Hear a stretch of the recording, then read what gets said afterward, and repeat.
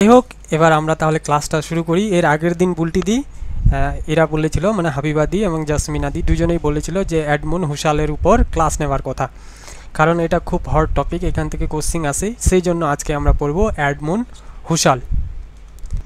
না, আমরা বলিনি, তুমি বলেছিলে যে বলেছিলাম, হ্যাঁ, যে এইখান থেকে কোশ্চিন আসে। হ্যাঁ, তো আমি তোমাদের করাতে চেয়েছিলাম মানে পেপার ওয়ানের অনেকগুলো টপিক কিন্তু এখনও বাকি আছে, সেই টপিকগুলো আমাদের কভার করতে হবে। কিন্তু কিছু কিছু টপিক আছে ফিলোসফির যেগুলো হয়তো বুঝতে পারছো না, আমি করিয়ে দেবো, তাতে কোনো প্রবলেম হবে না। এছাড়াও তো তোমরা নিজেরাও পড়াশোনা করো। তো এখন আমরা দেখব যে এডমন্ড হুসাল যে রয়েছে, ওনার ব্যাকগ্রাউন্ড কী, উনি কোথা থেকে আসলেন, কার দ্বারা ইনফ্লুয়েন্স হলেন, কি নিয়ে কথা বলা শুরু করলেন, এগুলো আমরা জিনিস দেখব। প্রথম পয়েন্টে দেখো, বার্থ অ্যান্ড আর্লি লাইফ, তার যে জন্ম ও প্রারম্ভিক জীবন কেমন ছিল, মানে তার জন্ম কবে হয়েছিল। দেখো, Edmund Husserl was born on April 8, 1859, অর্থাৎ 1859 সালে এপ্রিল মাসে 8 তারিখে তার জন্ম। কার জন্ম? এডমন্ড হুসালের জন্ম। এগুলো খুব ইম্পর্ট্যান্ট না, তবে আমাদের জেনে রাখতে হবে যে তার জন্ম কবে। অনেক সময় সিকোয়েন্স অনুযায়ী পরীক্ষায় জিজ্ঞাসা করে যে কোন ফিলোসফারের পর কোন ফিলোসফার এসেছে। তো আমরা প্রথমেই জেনে নিলাম যে এডমন্ড হুসাল হচ্ছে 8ই এপ্রিল 1859 সালে তার জন্ম। প্রস্টি জব in Moravia, then part of the Austrian empire, now in the Czech republic. অর্থাৎ এইটা জিনিস কি বলতে চাইছে, এখানে বলছে যে এই যে হুসাল আছে, হুসাল 8ই এপ্রিল 1859 সালে মোরাভিয়ার প্রোস্টয়েভ শহরে জন্মগ্রহণ করেন। তৎকালীন অস্ট্রো হাঙ্গেরিয়ান, দেখছো কতগুলো মানে ডিফিকাল্ট টার্মগুলো দিয়েছে, সাম্রাজ্য বর্তমান চেক প্রজাতন্ত্র। তাহলে উনার জন্ম হচ্ছে 8ই এপ্রিল 1859 সালে, শুধু এইটুকু মনে রেখো। কোন আম্পায়ারের সময়? সেটা হচ্ছে অস্ট্রিয়ান আম্পায়ারের সময় তার জন্মগ্রহণ। হি কাম ফ্রম দ্য জুয়েস ফ্যামিলি, জুয়েস মানে ইহুদি, যারা ইহুদি না তাদের জুয়েস বলে। তো এই যে জুয়েস আছে, তাহলে এডমন্ড হুসাল কিন্তু কোন ফ্যামিলি থেকে উঠে আসছে? তিনি কিন্তু ইহুদি পরিবারে জন্মগ্রহণ করেছিলেন বা ইহুদি পরিবার থেকে উঠে এসেছেন। তো ফার্স্ট পয়েন্টে আমরা দেখলাম 8ই এপ্রিল 1859 সালে জন্ম। যখন তার জন্ম হয় তখন কোন আম্পায়ার ছিল? তখন ছিলেন অস্ট্রেলিয়ান আম্পায়ার, এবং তিনি এসেছিলেন ইহুদি পরিবার থেকে। তো এটা হচ্ছে প্রথম পয়েন্ট। দ্বিতীয় পয়েন্ট, তার এডুকেশন, অর্থাৎ শিক্ষার যে দিকটা, তিনি কোথায় কোথায় কী কী নিয়ে শিক্ষা করেছিলেন। বলছে হি ইনিশিয়ালি, মানে প্রাথমিকভাবে স্টাডিজ ম্যাথামেটিক্স, তিনি ম্যাথ নিয়ে পড়াশোনা করেছেন, ফিজিক্স নিয়ে, এছাড়া অ্যাস্ট্রোনমি অর্থাৎ জ্যোতিষবিদ্যা নিয়ে পড়াশোনা করেছেন at the university of Leipzig. তিনি লিপজিগ ইউনিভার্সিটিতে এই তিনটে জিনিসের উপর ফোকাস করে পড়াশোনা করেছেন। ফার্স্ট হচ্ছে ম্যাথামেটিক্স, সেকেন্ড হচ্ছে ফিজিক্স, অ্যান্ড থার্ড হচ্ছে অ্যাস্ট্রোনমি। অ্যাস্ট্রোনমি বলতে জ্যোতিষবিদ্যা নিয়ে তিনি পড়াশোনা করেন। লেটার, পরবর্তীকালে he studies under the great mathematician Karl Weierstrass. এই দেখো এখানে আছে, বাংলাটা তোমরা চাইলে এখানে দেখতে পারো, ওয়েরাস্টার্স ইন বার্লিন। তাহলে এর অধীনে পড়তেন, কার অধীনে পড়তেন? কার্ল ওয়েরাস্টার্সের অধীনে ম্যাথামেটিক্স নিয়ে পড়াশোনা করেন Edmund Husserl. Finally he entered his doctorate in mathematics from the university of Vienna in 1882। পরবর্তীকালে তিনি কি করলেন? ভিয়েনা বিশ্ববিদ্যালয় থেকে গণিতে কি হলেন? ডক্টরেট পাস করলেন। এই যেটা ডক্টরেট, আমরা বলি না পিএইচডি করার পর তো ডক্টর হয়, তাই না ডিয়ার? তো এই ম্যাথামেটিক্সের উপর পরবর্তীকালে ইনি ডক্টরেট অর্থাৎ পিএইচডি করে বার হলেন। কোন বিশ্ববিদ্যালয় থেকে? সেটা হচ্ছে ভিয়েনা বিশ্ববিদ্যালয়। তাহলে এই দুটো পয়েন্টের মধ্যে আমরা কি পেলাম একটু সামারাইজ করি। প্রথমে উনার জন্ম হচ্ছে 8ই এপ্রিল কত সালে? 1859 সালে তার জন্ম। যখন জন্ম হয় সে সময় আম্পায়ার কি ছিলেন? অস্ট্রেলিয়ান আম্পায়ার ছিলেন, এবং ইহুদি পরিবার থেকে তার জন্মগ্রহণ। পরবর্তীকালে তিনি কি নিয়ে? ম্যাথামেটিক্স, ফিজিক্স অ্যান্ড অ্যাস্ট্রোনমি নিয়ে পড়াশোনা করেন। কোন ইউনিভার্সিটিতে? University of Leipzig. এবং এই ম্যাথামেটিক্সিয়ান যে আছে, এই ম্যাথামেটিক্সিয়ানটা উনি কার কাছে শিখেছিলেন বা কার অধীনে পড়েন? সেটা হচ্ছে কার্ল ওয়েরাস্টার্সের অধীনে। এবং ইউনিভার্সিটি অফ ভিয়েনা 1882-তে 1882 সালে ম্যাথামেটিক্স নিয়ে কী করে? পিএইচডি করে, অর্থাৎ ডক্টরেট হয়ে তিনি ডক্টরেট ডিগ্রি লাভ করেন। বলো, এই দুটো পয়েন্টে কি আর কোনো প্রবলেম আছে? না। 3 নম্বর পয়েন্ট দেখো, শিফট টু ফিলসফি। তিনি কিভাবে ফিলসফিতে শিফট করলেন? তিনি তো ম্যাথামেটিক্স নিয়ে ডক্টরেট করেছেন, তাহলে অবশ্যই তাকে ম্যাথামেটিক্স নিয়ে পড়া উচিত। কিন্তু উনি শিফট করলেন কোথায়? শিফট করলেন, আচ্ছা ওই কি জয়েন হতে চাচ্ছে নাকি না, তিনি শিফট করলেন ফিলসফিতে। ফিলসফি দেখো, under the influence of Franz Brentano. তাহলে এই ব্রেনটানো থেকে তিনি কিন্তু কি হলেন? ইনফ্লুয়েন্স হয়ে তিনি ফিলসফিতে আসলেন।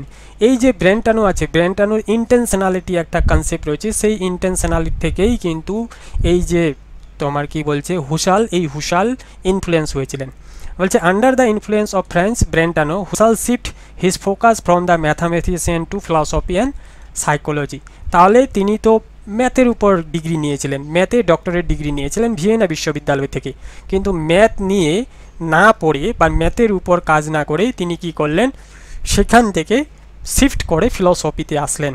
কাকে দেখে আসলেন? তিনি হচ্ছেন ব্রেনটানো। ব্রেনটানোর যে ফিলসফি বা সাইকোলজি সেই জায়গাটাই ফোকাস করে তিনি চলে আসলেন ফিলসফিতে। তারপরে পয়েন্টে দেখো, ব্রেনটানো introduced him to the concept of intentionality which later became central to his phenomenology। এই যে ব্রেনটানোর যে তোমার ইন্টেনশনালিটি কনসেপ্টটা রয়েছে, সেই কনসেপ্ট থেকে পরবর্তীকালে হুসাল কি করলেন? তার ফেনোমেনোলজির একটা কি করলেন? মূল ভিত্তি তৈরি করলেন বা মূল ভিত্তি দেওয়ার চেষ্টা করলেন। বলো এই পয়েন্টে আর কোনো প্রবলেম?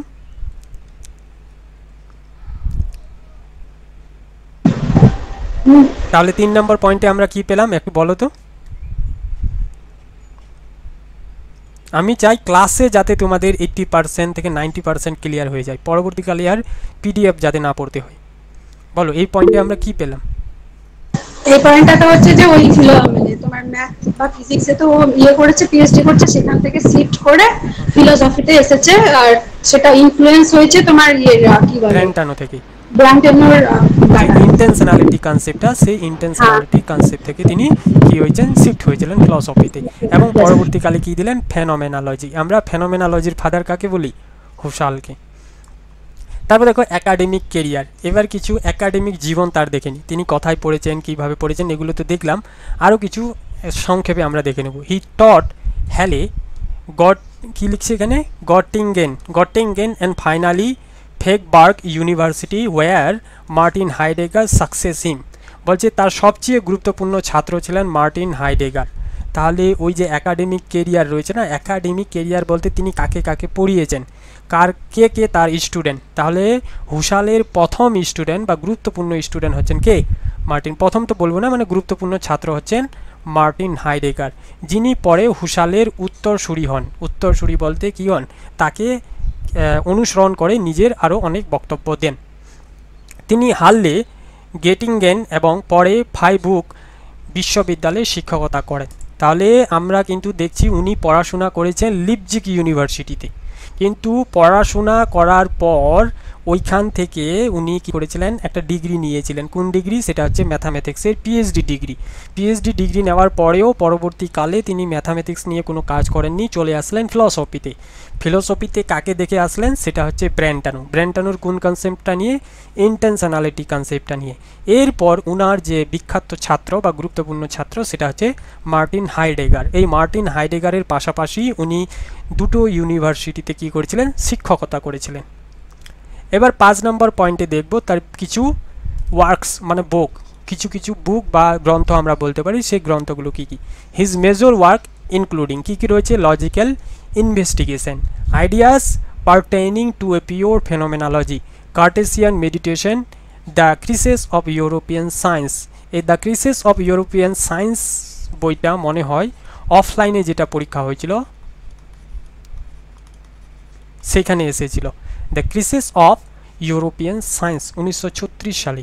তাহলে উনার মোটামুটি এখানে আমরা 4টা বই পেলাম। কী কী? Logical investigation, ideas pertaining to a pure phenomenology, Cartesian meditation, the crisis of European science.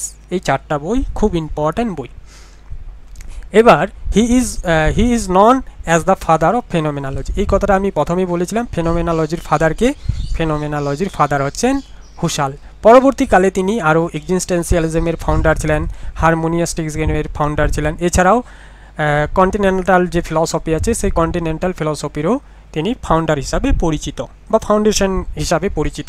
Founder তো বলবো না, ফাউন্ডেশন হিসাবে পরিচিত, মানে পরবর্তীকালে তিনি যে অস্তিত্ববাদ আছে, ব্যাখ্যা তত্ত্ব আছে, এগুলো নিয়ে আলোচনা করেন বা এগুলো শাখা হিসাবে তিনি তৈরি করেন। তো বলো এই পয়েন্টে আমরা কি বুঝলাম? এই পয়েন্টে বুঝলাম যে ওনার কিছু ওয়ার্কস রয়েছে বা বই রয়েছে, সেগুলো হচ্ছে logical investigation, ideas pertaining to a pure phenomenology, Cartesian meditation, the crisis of European science, এবং এই এডমুন্ড হুসালকে কি বলা হয়? Father of phenomenology. পরবর্তীকালে তিনি ফাউন্ডেশন করেন কিসের জন্য? এক্সিস্টেন্সিয়ালিজমের জন্য, হারমোনিয়াস্টিকের জন্য, অ্যান্ড কন্টিনেন্টাল ফিলসফির জন্য। এবার ওনার মৃত্যু, তাহলে জন্ম কত হয়েছিল? 8 এপ্রিল না? 1859। এবার তার মৃত্যু বলছে because of his Jewish background, Jewish মানে ইহুদি ব্যাকগ্রাউন্ডের, he face discrimination during the Nazi reign in Germany. He died on April 27, 1938। তাহলে 27 এপ্রিল 1938 সালে তিনি মারা যান। কোথায় মারা যান? জার্মানির জায়গায়। তো এটা মৃত্যুটা তোমরা দেখে নিবে, এটা আর বলছি না। এবার আমরা মেন জায়গায় চলে আসবো। এতক্ষণ পর্যন্ত আমরা কি বুঝলাম? ওনার ব্যাকগ্রাউন্ডটা, যে উনি কোথায় পড়েছিলেন, তার স্টুডেন্ট কে ছিল, তার জন্ম কবে হয়েছিল, তার মৃত্যু কবে হয়েছিল, তিনি বই, তার কয়েকটি বইয়ের নাম, এসব দেখলাম। এবার ইম্পর্টেন্ট কিওয়ার্ড যেমন ফেনোমেনোলজি, আমরা কিন্তু পড়বো ফেনোমেনোলজি বলতে কি বোঝায়, ফেনোমেনোলজির আরও ভাগ রয়েছে, ফেনোমেনোলজি কি কি রয়েছে পুরো ডিসক্রিপশন অনুযায়ী পড়বো। জাস্ট আমি এখন ওভারভিউ দিচ্ছি। এই যে ফেনোমেনোলজি, ফেনোমেনোলজির ফাদারকে হুসেল না, হুসাল, এডমুন্ড হুসাল। হুসেল আমরা বলি, হুসেল কিন্তু একদম প্রোনাউন্সিয়েন্স ভুল, হুসাল। The study of structure of consciousness as experienced from the first person point of view, বলছে সচেতন অভিজ্ঞতার গঠন প্রকৃতি প্রথম ব্যক্তির দৃষ্টিকোণ থেকে বিশ্লেষণ করার পদ্ধতি। ফর এক্সাম্পল, এই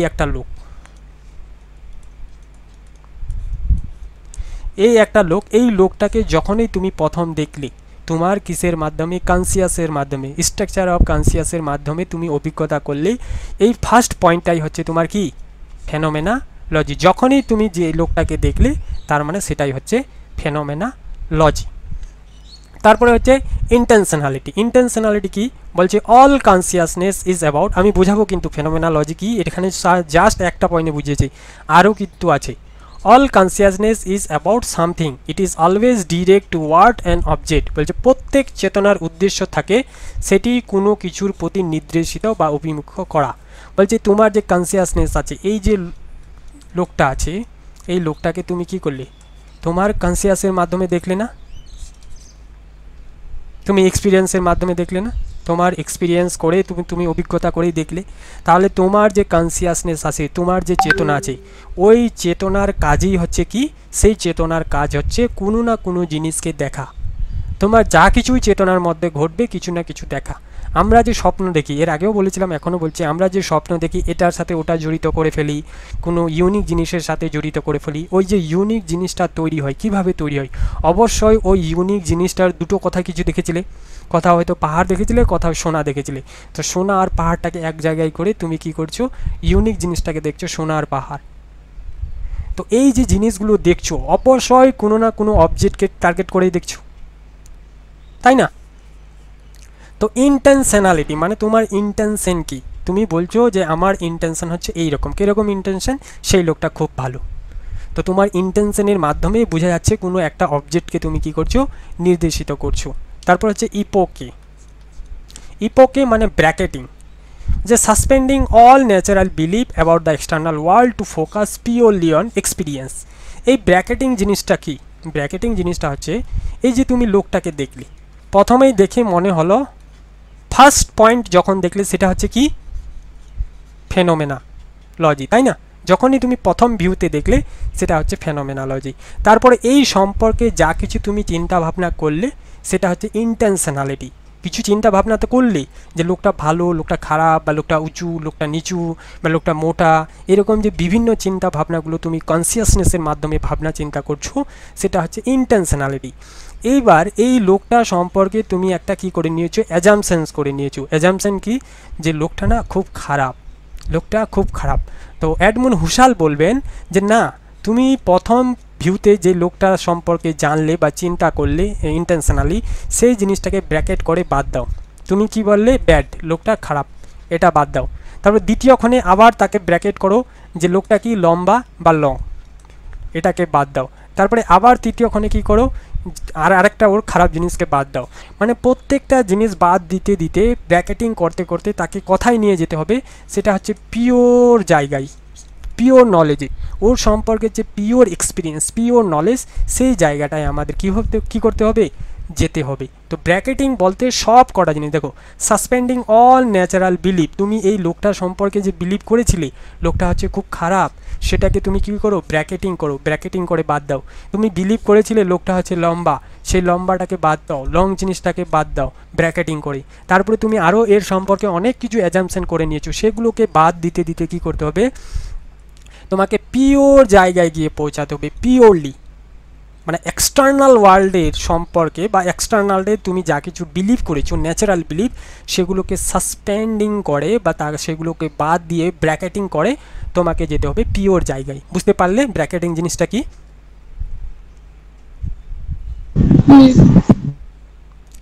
তারপরে হচ্ছে ফেনোমেনোলজিক্যাল রিডাকশন। এই ফেনোমেনোলজিক্যাল রিডাকশন কি বলছে, reducing experience to its pure essence free from presupposition. তাহলে উনি তো ফেনোমেনোলজির কথা বলছেন, এই ফেনোমেনোলজিক্যাল রিডাকশনে যাওয়ার চেষ্টা করছেন উনি, সব কিছুকে কী করবেন, ফেনোমেনোলজিক্যাল রিডাকশনে নিয়ে যাওয়ার চেষ্টা করবেন। তাহলে এর আগের যে পয়েন্টটা ছিল, এই যে ব্র্যাকেটিং ছিল বা ইপোকে ছিল, সেই জায়গায় আমরা কি করতাম, ব্র্যাকেট করতাম। প্রথমে কি ব্র্যাকেট করলাম, ব্যাড, তিনি একজন খারাপ। দ্বিতীয়তে কি ব্র্যাকেট করলাম, লং, তিনি একজন লম্বা মানুষ। তৃতীয়তে আরেকটা কিছু পয়েন্টকে কি করলাম, ব্র্যাকেট করলাম। চতুর্থে আরেকটা পয়েন্টকে ব্র্যাকেট করলাম। এইভাবে ব্র্যাকেট করতে করতে করতে করতে তার সব কটা খারাপ জিনিসকে যদি বাদ দিয়ে দিই, তাহলে একটা সময় আমরা ওর ভালো জিনিসে গিয়ে পৌঁছাবো কিনা,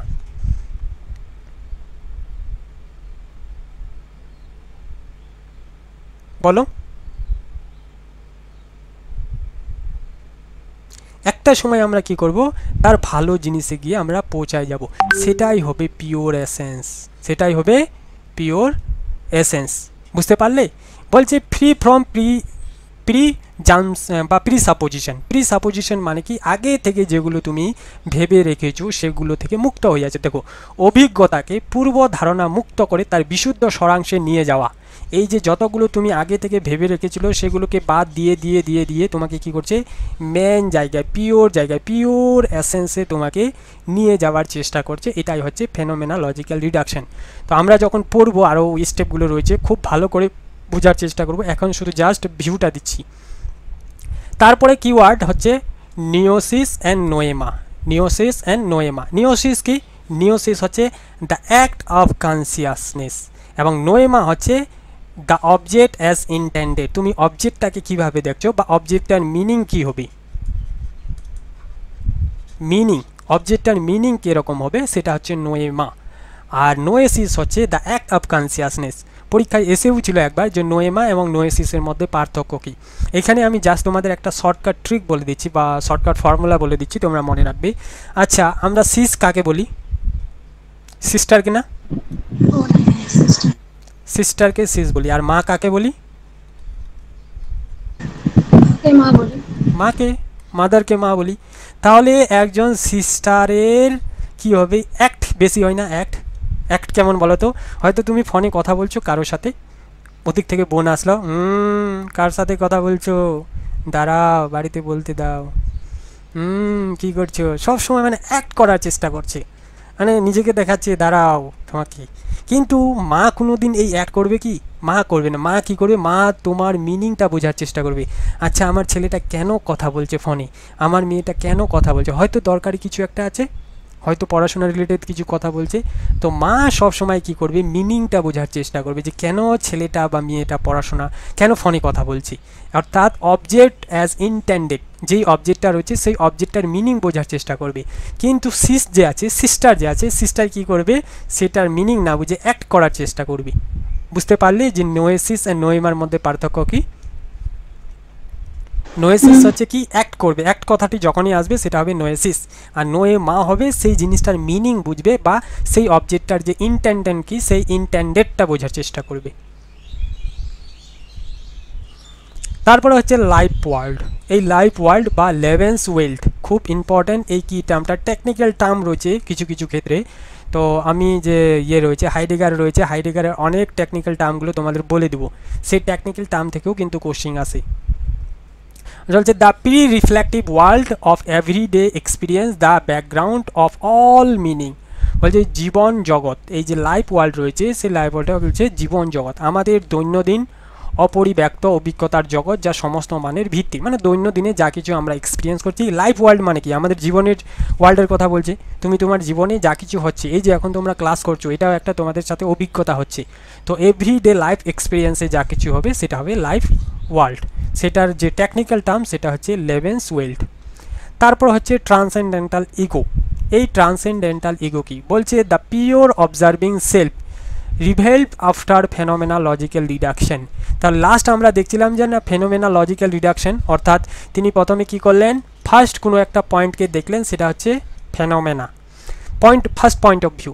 সেকেন্ডে আমরা কি দেখলাম, সেটা সম্পর্কে কিছু ভাবছে, সেটা হচ্ছে ইন্টেনশনালিটি। থার্ডে আমরা কি দেখলাম, ব্র্যাকেটিং বা ইপোকে ব্র্যাকেট করা শুরু করলো। ব্র্যাকেট করতে করতে তারপরে চলে আসলো কি ফেনোমেনোলজিক্যাল রিডাকশন, মানে একটা এসেন্সে চলে আসলো, যার সেটা হচ্ছে পিওরলি। এই এসেন্সটার পর চলে আসবে তোমার ট্রান্সেন্ডেন্টাল ইগো, যেটা হবে কি অবজার্ভিং, পিওর অবজার্ভিং সেলফ, মানে একবারে বিশুদ্ধতা তুমি খুঁজে বার করছো। এখানে কি করছো না, অন্য কারোর কথা মানে অন্য কোনো নেগেটিভ কথা ভাবছো না, একবারে পিওর জিনিসটা চলে আসতেছে। তারপরে 9 নম্বর পয়েন্টে দেখো ইন্টার সাবজেক্টিভিটি। ইন্টার সাবজেক্টিভিটি কি বলছে, the share structure of meaning among multiple subject. এই যে একটা লোক, এই লোকটা আমি যদি প্রথম পয়েন্ট অফ ভিউতে দেখি, আমি যদি দেখি তো আমি একরকমভাবে দেখব, তুমি যদি দেখো ইউ, তোমার পয়েন্ট অফ ভিউতে অন্যভাবে দেখবে না। এবং হি বা সি যদি দেখে, তাহলে তার পয়েন্ট অফ ভিউ আলাদা হবে না, বলো?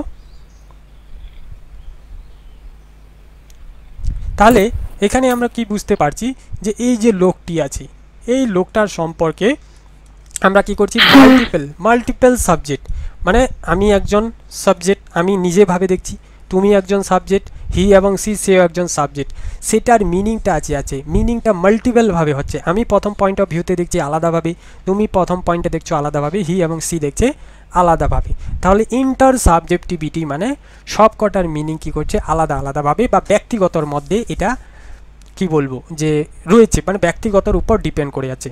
তারপরে হচ্ছে কার্টেসিয়ান মেডিটেশন। ডেকার্তের যে ইয়েটা রয়েছে কার্টেসিয়ান ডুয়ালিজম, সেই জায়গাটা আমি তোমাদের হয়তো বুঝানি না, তো সেটা যখন ডেকার্তের যে কার্টেসিয়ান ডুয়ালিজম, হ্যাঁ যখন বুঝাবো তখন এটা বুঝিয়ে দেবো। এখন শুধু মনে রাখো, Husserl work the connected Descartes doubt with phenomenological method. কেন এই হুসাল কার্টেসিয়ান মেডিটেশনকে নিয়েছেন বা ডেকার্তের যে ডুয়ালিজম রয়েছেন কেন নিয়েছেন? ডেকার্ট কী করার চেষ্টা করেছিলেন? ডেকার্ট করার চেষ্টা করেছিলেন যে সব কিছুকে সন্দেহ করো, বাদ দাও, সন্দেহ করো, বাদ দাও, সন্দেহ করো, বাদ দাও, বাদ দিয়ে তিনি কাকে খুঁজে পেয়েছিলেন? আইকে, তাই না? আই এম দেয়ার ফর, বলো কি? I think therefore I am, তাই না? না ভুল বললাম? ঠিক। I think therefore I am. তাহলে কি করছে, প্রত্যেকটা জিনিসকে বাদ দিয়ে দিয়ে এই আয়ের জায়গায় আসলো। এই আইটাকে বলছে কোজিটো আর্গিউ সাম, কোজিটো আর্গিউ সাম। তাহলে এই ডেকার যেমন সবগুলো জিনিসকে বাদ দিতে দিতে আয়ে গেল, হুসালও কিন্তু ঠিকই একই জিনিস করলেন যে সব কটাকে কী করো, ব্র্যাকেটিং করো, বাদ দাও, ব্র্যাকেটিং করো, বাদ দাও, ব্র্যাকেটিং করো, বাদ দাও, বাদ দিয়ে কথা চলে আছে ফেনোমেনোলজিক্যাল রিডাকশন। এরপর চলে আসবে ট্রান্সেন্ডেন্টাল ইগো।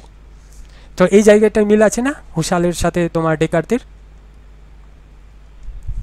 তাহলে কি হচ্ছে, জিনিসটাকে বাদ দিয়ে দিয়ে মেন জায়গায় পৌঁছানোর মানে প্রসেসটা বলছে। তারপরে বলছে কনস্টিটিউশনস অফ মিনিং, বলছে consciousness constitute the meaning of object through intentional act.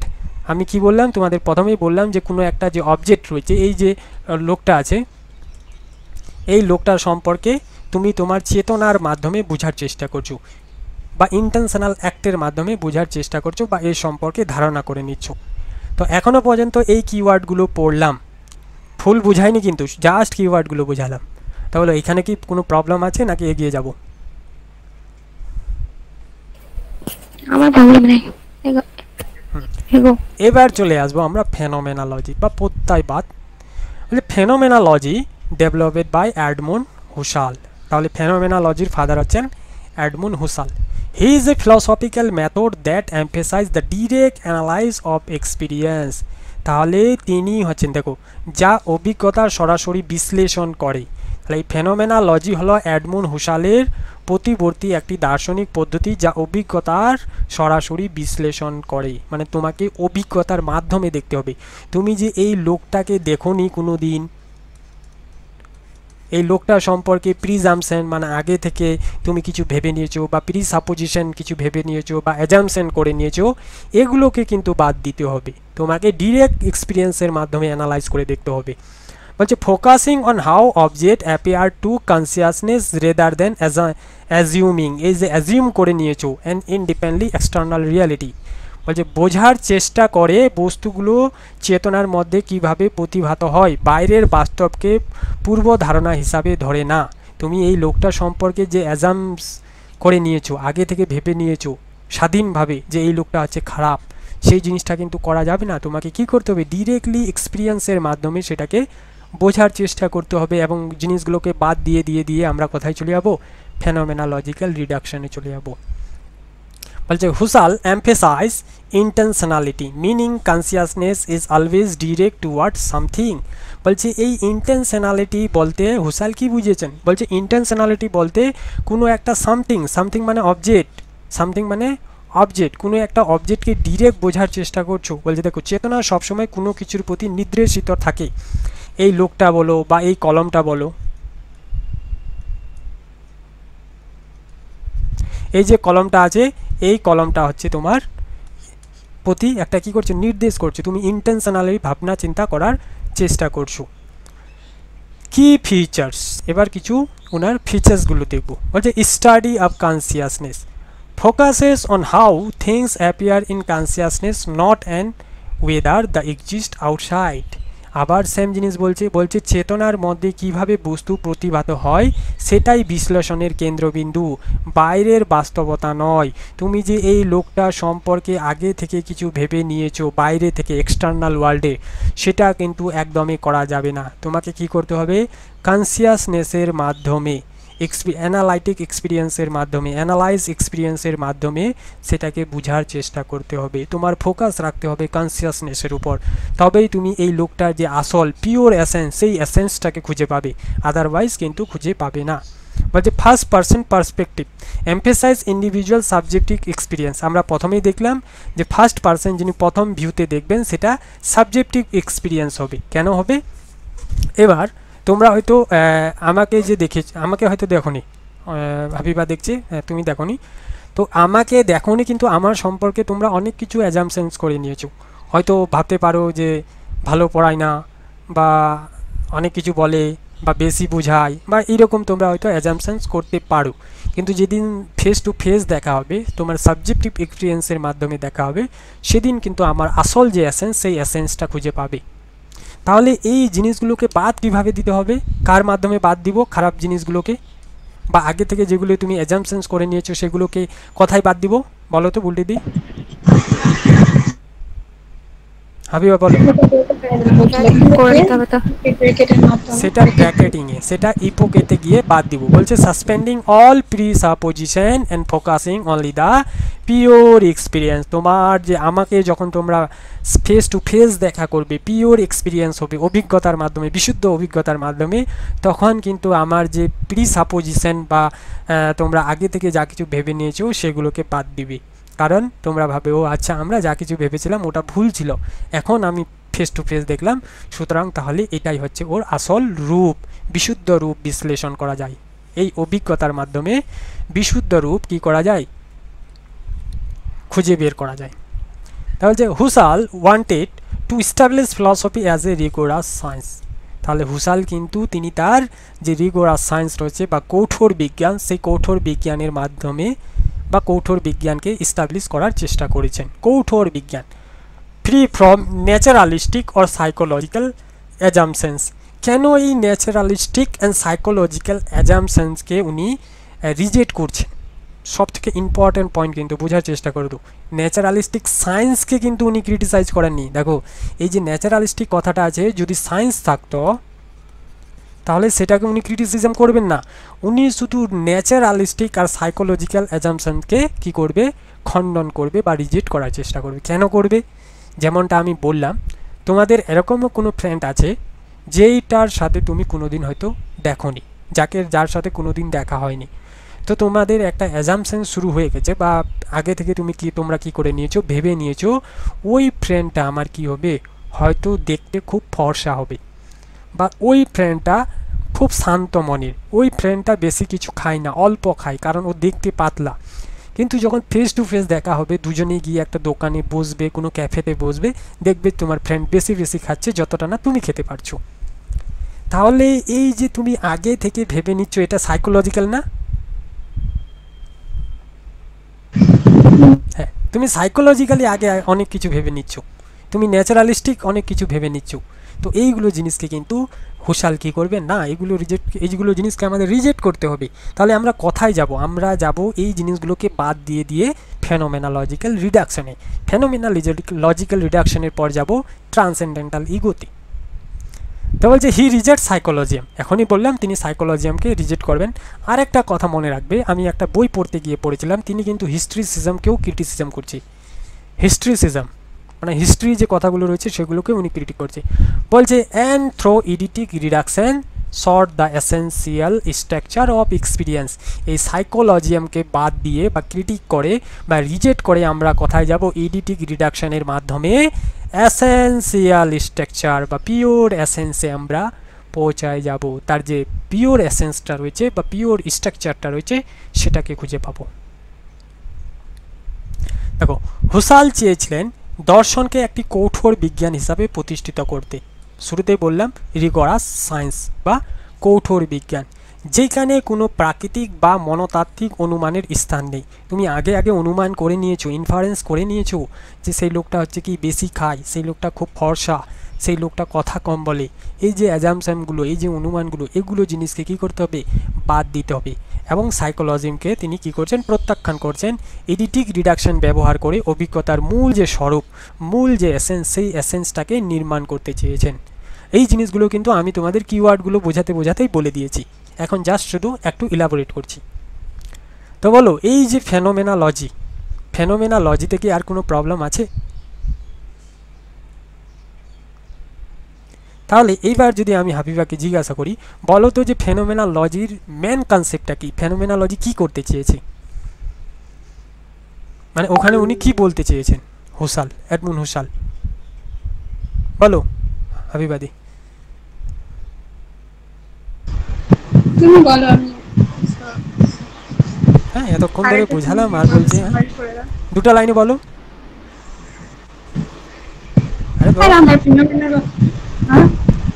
এটা দ্বিতীয়বার ক্লাস করতে হবে না তো, না পিডিএফ দেখতে হবে? আমি যেভাবে বুঝাচ্ছি সেভাবে বুঝো, আমার কথাগুলো ধ্যান দাও। দেখো ফেনোমেনোলজিতে উনি একটাই জিনিস বলছেন, সবসময় মনে রাখবে, তোমার যে অ্যাজামশনস, তুমি যে আগে থেকে প্রি সাপোজিশন করে নিয়েছো, তুমি যে আগে থেকে যা কিছু অনুমান করে নিয়েছো, সেগুলোকে বাদ দিতে হবে। বাদ দিয়ে আমাদের কোথায় যেতে হবে? ফেনোমেনোলজিক্যাল রিডাকশনে যেতে হবে, ইডিটিক রিডাকশনে যেতে হবে, ট্রান্সেন্ডেন্টাল ইগোতে যেতে হবে। তুমি যতগুলো আগে থেকে ভাবনা চিন্তা করেছো সেগুলোকে বাদ দিতে হবে। এটাই তো মেন কনসেপ্ট, আর কিছু নাই তো, এখানে কিচ্ছু নেই। তাহলে এই জায়গায় এসে তো উনি সাইকোলজিক্যাল এবং ন্যাচারালিস্টিককে খণ্ডন করছেন। কেন খণ্ডন করছেন? কারণ ন্যাচারালিস্টিক আর যে সাইকোলজি আছে, এইগুলো জিনিস হচ্ছে বা এই থিওরিগুলো আগে থেকে সব কিছু ভেবে নেয় যে এরকম হবে, ওই রকম হবে, এই লোক ওই লোক সেরকম, মানে আগে থেকে যা কিছু আছে বলো যে ফেনোমেনোলজি বলতে আমরা তাহলে কি এক কথায় কি বলতে পারবো? হ্যাঁ, ফেনোমেনোলজি বলতে এক কথায় আমরা বুঝবো যে আমাদের ডিরেক্ট এক্সপিরিয়েন্সের মাধ্যমে রিয়েল যে ইয়েটা রয়েছে, এসেন্সটা রয়েছে বা পিওর এসেন্স বা এসেন্সিয়াল স্ট্রাকচার, সেই জিনিসটাকে খুঁজে বার করা, সেটা হচ্ছে ফেনোমেনোলজি। বুঝলে? দেখো ফেনোমেনোলজিক্যাল মেথড, এতক্ষণ পর্যন্ত তো দেখলাম যে রিয়েল জিনিসটাকে খুঁজে বের করতে হবে, কিন্তু কিভাবে খুঁজে বার করব তারও তো একটা প্রসেস আছে। বা তারও একটা মেথড আছে। সেই মেথডটা কীরকম বলছে, the phenomenological method is Husserl systematic approach to studying consciousness. মানে সিস্টেমেটিকভাবে যেতে হবে। প্রথমে আমি কোনো ফার্স্ট পয়েন্টে দেখলাম, ফার্স্ট পয়েন্ট অফ ভিউ দেখলাম, তারপরে সেকেন্ড পয়েন্ট অফ ভিউ দেখলাম, থার্ড ডে দেখলাম, এইভাবে আমাকে সিস্টেমেটিক যেতে হবে। একবারে আমরা কিন্তু ব্র্যাকেটিংয়ে যেতে পারবো না। তোমরা যদি আমার সাথে পরিচয় না হতো বা আমি যদি তোমাদের ক্লাস না করাতাম, আমাকে নিয়ে কি তোমাদের কোনো পয়েন্ট ভিউ পয়েন্ট থাকতো, অ্যাজাম্পশন? না। অবশ্যই না। তাহলে আমাকে তোমাদের সাথে কি হতে হবে, পরিচয় হতে হবে। সেটা তোমার ফেস টু ফেস হবে না, যদিও কোনো না কোনোভাবে হতে হবে, যেটা তোমরা অ্যাজাম্পশনস করে নিয়েছো। বা ফেস টু ফেস হলেও এমন কিছু আছে যেগুলো তোমরা আগে থেকে আমার অ্যাজাম্পশনস করে নিয়েছো। তাহলে প্রথমে তোমাকে ফার্স্ট পয়েন্ট অফ ভিউ হতেই হবে, প্রথমে সিস্টেমেটিক হতে হবে, তারপরে আস্তে আস্তে আমরা কি করব। দেখো, it allow us to understand the essence of experience by suspending assumptions and analyse how phenomena appear. তোমার যে অ্যাজাম্পশনসগুলো রয়েছে সেগুলো সাসপেন্ডিং করো। কার মাধ্যমে? এসেন্স অফ এক্সপিরিয়েন্স, চেতনার অভিজ্ঞতার বিশ্লেষণ করে এবং দেখা যায় কিভাবে বস্তু চেতনার উদ্দেশিত হয়। তোমাকে জিনিসগুলো বাদ দিতে হবে। তো বলছে goal of the phenomenological method. এই ফেনোমেনোলজিক্যাল মেথডের গোলটা কি, আসল উদ্দেশ্যটা কি, তার লক্ষ্যটা কি? তার লক্ষ্য আমরা আগেই দেখলাম। কি লক্ষ্য ছিল? পিওর জিনিসটাকে খুঁজে বার করা, তাই না? তো বলছে Husserl ultimate goal was to develop pure or transcendental phenomenology. তাহলে তার আলটিমেট গোলেই ছিল, ফেনোমেনোলজিক্যাল মেথডে তার আলটিমেট গোল ছিল যে পিওর জিনিসটাকে খুঁজে বার করব এবং আমরা ফেনোমেনোলজি বলতে কি বুঝতাম, যে কি বাস্তব ঘটনা? না, একদমই না। কে বুঝিয়েছে তোমাকে বাস্তব ঘটনা? আমরা ফেনোমেনোলজি বলতে তো ওটাই বোঝায় না, ফেনোমেনা বলতে যেটা বাস্তবে। অনেক দেখো, আমরা না কি করি, দেখো আমরা কি করি, আমরা না পড়ার সময় পড়ে নিই কিন্তু বুঝি না জিনিসটাতে কি বলতে চেয়েছে। বুঝতে হবে কেন বলছে, কি কারণে বলছে। আমি বারবার বলছি, self study is the best study. তোমরা যতই টিউশন পড়ো, যতই কোচিং করো, নিজে পড়তে হবে। আমার মানে ওই মাস্টার্স থেকে এটা প্রবলেম, ফেনোমেনোলজি আমার কিছুতেই আমি বুঝতে পারি না। বলো, আজকে অবশ্যই ক্লিয়ার হয়ে যাবে। তাহলে a systematic study of the essential structure or consciousness, বলছে যা চেতনার মৌলিক গঠনগুলির একটি সুশৃঙ্খল অধ্যয়ন। মানে এই যে বিশুদ্ধ বা অধিগম্য জিনিসটা রয়েছে, সেই জিনিসটাকেই খুঁজে বের করা। কার মাধ্যমে? এসেন্সিয়াল স্ট্রাকচার অফ কনসিয়াসনেসের মাধ্যমে। আর এই যে এসেন্সিয়াল স্ট্রাকচার অফ কনসিয়াসনেসটা হবে, সেটা কীরকম হবে? সিস্টেমেটিক হবে, তাই না? এই যে বললাম, কোথায় গেল? এই যে সিস্টেমেটিকের মাধ্যমে এই জিনিসগুলো আমাদের করতে হবে। তারপর দেখো বলছে Husserl phenomenological method is a systematic approach. আবার সিস্টেমেটিক কথাটা চলে এসেছে, approach to study the structure of consciousness and the way we experience the world. তুমি তোমার কনসিয়াসনেসের মাধ্যমে বিভিন্ন যে স্ট্রাকচারগুলো দেখছো সেটার সম্পর্কে স্টাডি করা, সেটার সম্পর্কে জানা। আমি তোমাদের একটা লোককে দিয়ে বারবার বোঝাচ্ছি, কারণ যাতে জিনিসটা কী হয়, সোজা হয়। তোমরা লোককে না দেখে তোমরা হয়তো একটা বই নিতে পারো। একটা বই আছে, বইটার কালার ভালো, তোমরা অ্যাজাম্পশনস করে নিয়েছো ভিতরের টপিকগুলো হয়তো খুব ভালো হবে। তোমরা অ্যাজাম্পশনস করে নিয়েছো ভিতরের পেজগুলো হয়তো খুব মোটা। তোমরা অ্যাজাম্পশনস করে নিয়েছো যে বইটা হয়তো রেড কালারের, তো তাই হবে হয়তো ইমোশন নিয়ে কিছু কথা বলেছে। তো এই জিনিসগুলোকে তোমাকে কি করতে হবে? বাদ দিতে হবে। বাদ দিয়ে রিয়েল এক্সপিরিয়েন্সের মাধ্যমে, রিয়েল কনসিয়াসনেসের মাধ্যমে সেটাকে কি করতে হবে? তোমার মেন জিনিসটাকে, পিওর জিনিসটাকে খুঁজে বার করার চেষ্টা করতে হবে। বলছে it is consider the foundations of modern phenomenology and aim to describe phenomena as they appear to consciousness without any preconceive notions or assumptions. তাহলে এই যে ফেনোমেনা জিনিসটা আছে, ফেনোমেনোলজিক্যাল বিষয়টা আছে, এই ফেনোমেনোলজিটার মেন ডেসক্রাইব বা এইম টু ডেসক্রাইব কি, সেটা হচ্ছে তোমার উইদাউট প্রিকনসিভ নোসেন্স অর অ্যাজাম্পশনস। তুমি আগে থেকে কি ভেবেছো সেই জিনিসগুলো, দেখো, কোনো পূর্ব ধারণ বা অনুমান ছাড়া চেতনার সামনে বস্তু বা ঘটনা যেভাবে প্রকাশিত হয় সেটাই হচ্ছে তার আসল বর্ণনা। কেমন বর্ণনা? আমাকে নিয়ে তোমরা যে অ্যাজাম্পশনস করেছিলে, একটা বই সম্পর্কে যে অ্যাজাম্পশনস করেছিলে, যখন তুমি বাস্তবে গিয়ে ওই জিনিসটা দেখবে, তোমার রিয়েল এক্সপিরিয়েন্স হবে তোমার কনসিয়াসনেসের মাধ্যমে, তখন কিন্তু তার আসল রূপটা, তার যে তোমার এসেন্সটা, পিওর এসেন্সটা, সেটা খুঁজে পাবে। This is phenomenology. বুঝতে পারলে বুলটি দি অ্যান্ড হাবিবাদি?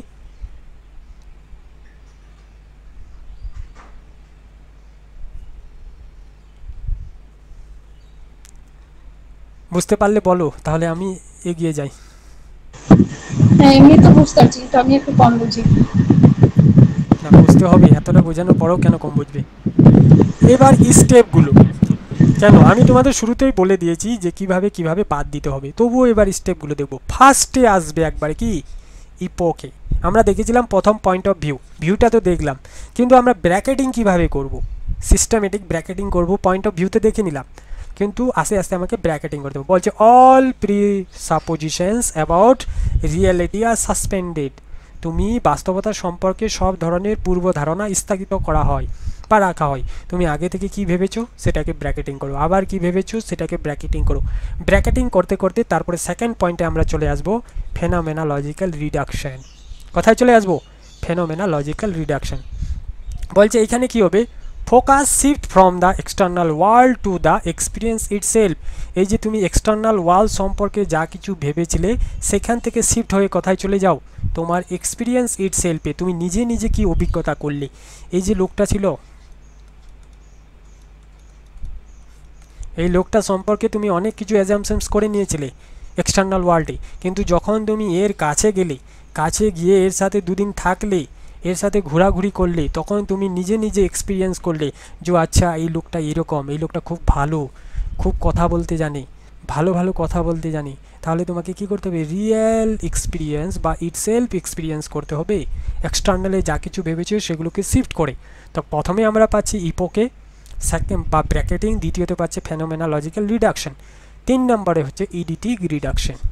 3 নম্বর কি? ইডিটিক রিডাকশন। এই ইডিটিক রিডাকশন কি বলছে? Identify the essential and universal structure of experience. প্রথমে কি করলাম? ব্র্যাকেটিং করে বাদ দিলাম, দ্বিতীয়তে ব্র্যাকেটিং করে বাদ দিলাম, তৃতীয়তে গিয়ে তার এসেন্সিয়াল রূপটাকে কি করলাম?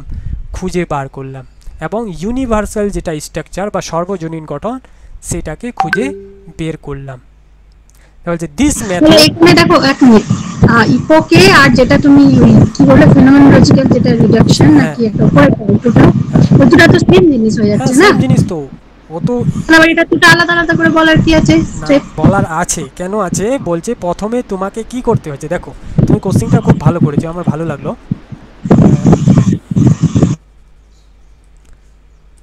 ফার্স্ট তুমি লোকটাকে দেখেছিলে? দেখোনি? আমি যা লোক আকিরে বাবা। তুমি কি করেছিলে? অ্যাজাম্পশনস করে নিয়েছিলে। না দেখে কি করে অ্যাজাম্পশন হয়? আমি দেখেছি তবেই না। এর সাথে পরিচয় হয়েছে তো, এর সাথে পরিচয় হয়েছে তো, তোমার পরিচয় হয়েছে। আমি তো বলেছি, তুমি দেখোনি কিন্তু পরিচয় হয়েছে।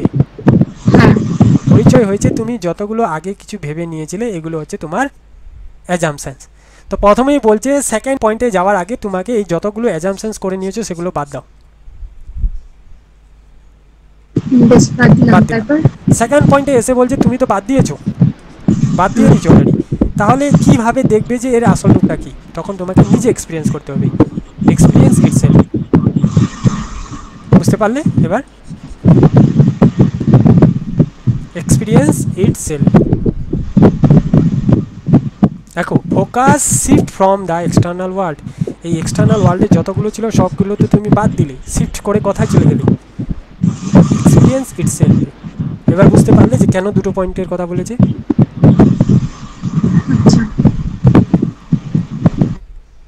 তারপর দেখো this method ensure that philosophy remain free from metaphysical or scientific assumptions and stay rooted in pure experience. বলছে তুমি যে মেটাফিজিক্যাল জিনিসগুলো রয়েছে সেগুলো থেকে বাদ, মানে সেগুলো থেকে ফ্রি, ইন্ডিপেন্ডেন্টলি, এবং সায়েন্টিফিক যে অ্যাজাম্পশনসগুলো রয়েছে সেই সায়েন্টিফিক অ্যাজাম্পশনসগুলোকেও তিনি কী করছেন? বাদ দিচ্ছেন। মানে দেখো এই পদ্ধতির মাধ্যমে দর্শন অতি ইন্দ্রিয় বা বৈজ্ঞানিক অনুমান থেকে মুক্ত হয়ে হয়েছে, অনুমান থেকে মুক্ত হয়ে হবে, এটা মুক্ত হয়ে বিশুদ্ধ অভিজ্ঞতার ভিত্তিতে নির্মিত হয়। তাহলে এই পদ্ধতির মাধ্যমে বা এই মেথডের মাধ্যমে, তাহলে ফেনোমেনোলজিক্যালের কাজ কি? ফেনোমেনোলজিক্যাল মেথডের কাজ হচ্ছে আমি যত কিছু অ্যাজাম্পশনস করেছি, আগে থেকে সেই অ্যাজাম্পশনসগুলোকে বাদ দিয়ে দিয়ে আমাকে যেতে হচ্ছে ইডিটিক রিডাকশনে। এটাই হচ্ছে ফেনোমেনোলজিক্যাল মেথড। আর কিছু প্রবলেম?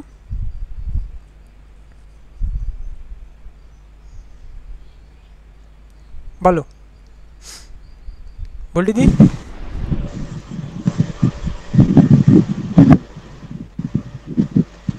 এবার আমরা পড়ব কি কম্পোনেন্ট অফ ফেনোমেনোলজিক্যাল মেথড। তোমরা ভাবছো এই জিনিসটা তো আমরা পড়ে নিলাম, আবার কি কম্পোনেন্ট চলে আসলো, তাই না? না, আমি ভাবছি যে এমনভাবে তোমাদের পড়াবো যাতে আর দ্বিতীয়বার পড়তে না হয় কোনো বইয়ে। বলছে ইপোকে, ইপোকের কাজ কি ছিল? ব্রেকেট করা, যে এক্সপেরিয়েন্স যেটা আমি দেখেছি সেটাকে ব্রেকেট করে বাদ দেওয়া। আচ্ছা হ্যাঁ, আজকে আছে তো, কালকে কেন আসেনি তোমরা? আজকে আছে তো, 3:20 আসবে, 15:20। The first step is to suspend or bracket all natural attitude and assumptions। তাহলে এই ব্র্যাকেটিং এর কাজ কি? সাসপেন্ড করা, ব্র্যাকেট করা। কোনগুলোকে? All natural attitudes and assumptions. আগে থেকে তুমি যা কিছু ভেবেছো বা পূর্বধারক ধারণাগুলিকে বন্ধনী করতে হবে, আস্তে আস্তে বাদ দিতে হবে। বলছে this means setting aside A pre existing belief. মানে কি করতে হবে? সেটিং করতে হবে, আস্তে আস্তে এসাইড করতে হবে, সাইডে করে দাও। তুমি ব্যাড কথাটা ভেবেছিলে, একে সাইড করো। তুমি ভেবেছিলে সে লং, একে সাইড করো, সাইড করো। আগে থেকে যা জাজমেন্ট করেছিলে, আগে থেকে যা বায়াসেস করেছিলে, সেগুলোকে কি করো? আলাদা আলাদা করে বাদ দাও। তারপর বলছে বাই ডুইং দিস, এবার কি করবে? Husserl aim to focus purely on the structure of consciousness. এটার মাধ্যমে কি করছেন হুসাল? এতে হুসাল চেতনার গঠনকে বিশুদ্ধভাবে পর্যবেক্ষণ করতে চান। এই যে লোকটা, এই লোকটা সম্পর্কে তুমি যা কিছু ভেবেছিলে সেগুলোকে কি করো? বাদ দিয়ে দিয়ে দিয়ে দিয়ে তার মেন এসেন্সটা বা পিওর যে স্ট্রাকচার রয়েছে সেই স্ট্রাকচারটাকে খুঁজে বার করতে হবে। তো এটা ছিল কার কাজ? ইপোকের কাজ বা ব্র্যাকেটিংয়ের কাজ। তারপরে সেকেন্ড পয়েন্টে পেয়েছিলাম আমরা ফেনোমেনোলজিক্যাল রিডাকশন। ফেনোমেনোলজিক্যাল রিডাকশনের কাজ কি? দেখো, আফটার ব্র্যাকেটিং, তাহলে ব্র্যাকেট করার পর তোমাকে এখনই বুঝালাম না, এই জায়গাটা তুমি কোশ্চেন করেছিলে। এই যে তোমার অল প্রিজাম্পশনগুলোকে বাদ দিয়ে, মানে এই তো বাদ দিয়ে দিলে, বাদ দিয়ে তোমাকে ফোকাস করতে হচ্ছে এক্সপিরিয়েন্স ইটসেলফকে। ঠিক এই জায়গাটাই কিন্তু এখানে বলা আছে। বলছে আফটার ব্র্যাকেটিং, ব্র্যাকেটিংয়ের পরে, তুমি ব্র্যাকেট করে নিয়েছো আগে। বলছে Husserl propose reducing the experience to its pure essence. বলছে ব্র্যাকেটিংয়ের পরে হুসাল অভিজ্ঞতাকে তার বিশুদ্ধ সারমর্মে নামিয়ে আনার কথা বলেন। তুমি ব্র্যাকেট করে নিয়েছো, তারপরে তুমি তোমার নিচের জায়গাটাতে চলে আসো, মানে ফেনোমেনোলজিক্যাল রিডাকশনে চলে এসো। এখানে এসে কী হবে? The goal is to describe how object, এই অবজেক্টটা কীরকম, এই লোকটা কীরকম, তোমাকে এক্সপিরিয়েন্স করতে হবে। দেখো, experience present then self to consciousness. তোমাকে প্রেজেন্টে থেকে, তোমাকে ওর সাথে থেকে তোমাকে এক্সপিরিয়েন্স করতে হবে। তারপর তুমি ওই লোকটা সম্পর্কে বা ওই বইটা, বইটা তো একটা অবজেক্ট, ওই বইটা সম্পর্কে তুমি বলতে পারবে যে হ্যাঁ এটাই হচ্ছে এর আসল বা এসেন্স। এবার বুঝতে পারছো তো? ক্লিয়ার হচ্ছে জিনিসগুলো? বলছে the focus shift from what an object is to how it appear in consciousness. বলছে এখানে গুরুত্ব পড়ে বস্তু কি নয়। তাহলে প্রথমে আমরা যে অ্যাজাম্পশনস করেছিলাম, এই যে ব্যাড, এই যে লং, তাহলে এইগুলো নয়। আমি লোকটা এখানে এসে দেখলাম, ও আমি যে ভেবেছিলাম লোকটা খারাপ, এটা নয়। আচ্ছা, আমি যে ভেবেছিলাম লোকটা লম্বা, এটা নয়। তাহলে এই জিনিসগুলোকে আমি বাদ দিয়ে, মানে কোনটা নয় সেই জিনিসটা খুঁজে পেলাম না। এখনও লোকটা কি সেই জিনিসটা খুঁজে পাইনি, কিন্তু আমরা যাচ্ছি পিওর এসেন্সে, স্টেপে আছি। প্রথম স্টেপ পার হয়ে সেকেন্ড স্টেপে আছি, পিওর এসেন্স খুঁজে পাইনি, কারণ আমার আরও দুটো স্টেপ যেতে হবে। এখানে শুধু আমরা খুঁজে পেলাম যে প্রথম স্টেপে যেটা ভেবেছিলাম কোনটা কোনটা নয়, এই জায়গায় খুঁজে পেলাম। তাহলে সেকেন্ড স্টেপ থেকে যখন থার্ড স্টেপে যাব, আমি বুঝতে পারবো যে কোনটা কোনটা নয়, কী কী বাদ দেওয়া হলো, কী কী এক্সপিরিয়েন্স করলাম, তাই না?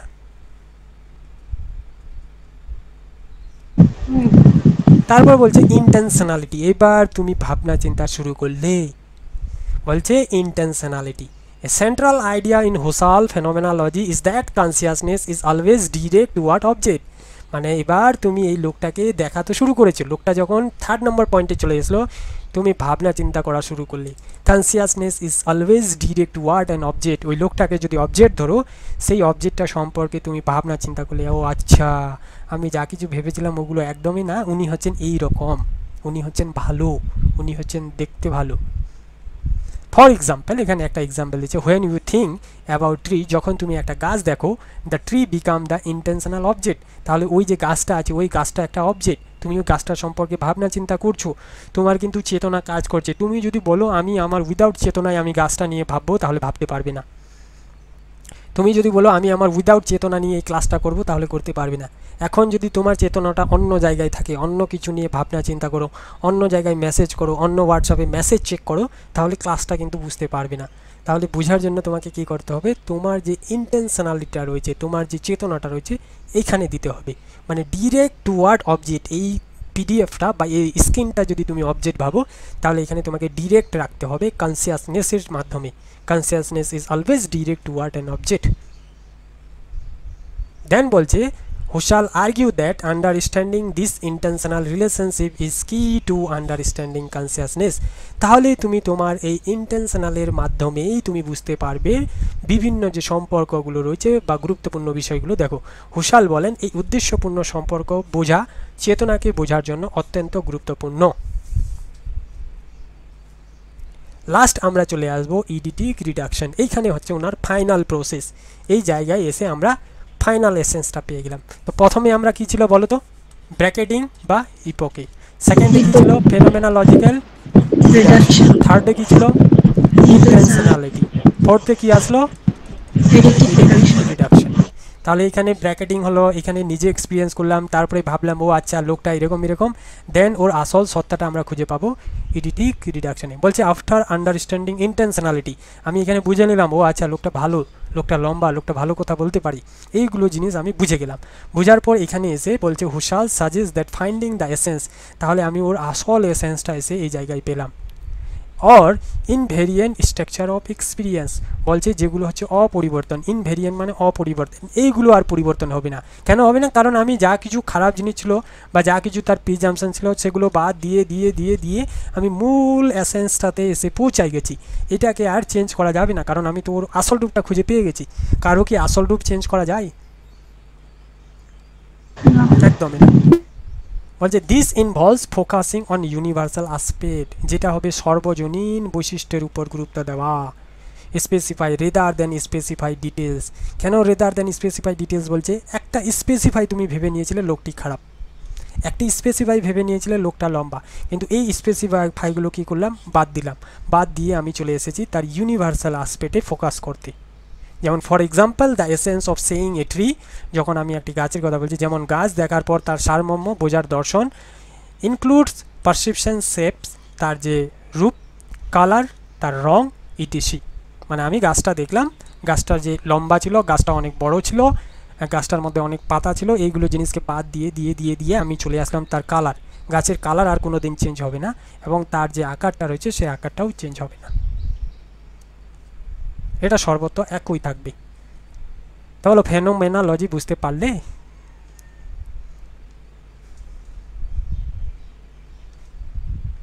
বুঝতে পারলাম, তো আর বোঝাতে যায় না, এবার মাথাটা আমার গোলাচ্ছে। বলতে বলো, এখনো তো বাকি আছে গো। না আজকে আর না, আমার এই মাথাটা আমার এইটা একটু কঠিন আছে না, এগুলো একটু একটু করে পড়ানোর চেষ্টা করো। ঠিক আছে, তাহলে বলো, একটু আমাকে সামারাইজ করো, খুব সহজ ভাষায় করো, আমি যেরকম বললাম ওরকম বলতে হবে না। সহজ ভাষা একদম প্রথম ইয়েগুলো থেকে। না না না, তুমি শুধু ফেনোমেনোলজিটাই বলো। আচ্ছা প্রথম থেকে বলতে পারলে আরো ভালো। হ্যাঁ প্রথম থেকে তাহলে দেখে দেখে বলতে হবে। হ্যাঁ বলো, আমি ইয়ে করছি, স্ক্রল করছি। হুশাল ওই যে তোমার জন্মগ্রহণ করেছে 8ই এপ্রিল 1959 খ্রিস্টাব্দে। তোমার ও ছিল হচ্ছে জুয়েলস ফ্যামিলি, মানে ওই ইহুদি পরিবার, খ্রিস্টানদের। আর হচ্ছে গিয়ে ও সাবজেক্ট মানে ছিল, স্টাডি করেছে ম্যাথমেটিক্স, ফিজিক্স আর অ্যাস্ট্রোনমি নিয়ে। সেটা হচ্ছে ইউনিভার্সিটি অফ লেপজিগ বিশ্ববিদ্যালয়ে। তারপর সেখানে সে তোমার ম্যাথমেটিশিয়ান ক্যারি নাকি কার্ল ওয়ার্ডসওয়ার্থ এর অধীনে পড়তেন, মানে হয়তো বা গাইডার বা প্রফেসর, যাই হোক কিছু একটা ছিলেন উনি। সেখানে তিনি পিএইচডি করেছিলেন ম্যাথমেটিক্সে ভিয়েনা সার্কেলে, ভিয়েনাতে। তারপর হয়ে গেল তারপর হচ্ছে সে ওই ইয়ে থেকে ম্যাথমেটিক্স বা এগুলো থেকে শিফট করে ফিলোসফিতে, আর সেটার দ্বারা প্রভাবিত হয়েছিলেন বার্টেনো ব্রেন্টানো। ব্র্যান্টেনের দ্বারা প্রভাবিত হয়ে তিনি ফিলোসফিতে ইয়ে করেন, এটা বাদ দাও, শিফট হন। তারপর এখানেই চলে আসো। হ্যাঁ, তারপরে ওইটা হচ্ছে ওয়ার্ক, মানে ইয়ে বইগুলো, বুকস, লজিক্যাল ইনভেস্টিগেশন, তারপর ideas pretending to be pure phenomenology, Cartesian meditation and the crisis of European science. আর ওকে হচ্ছে ফাদার অফ ফেনোমেনোলজি বলা হয়। এছাড়াও আর কি ছিল?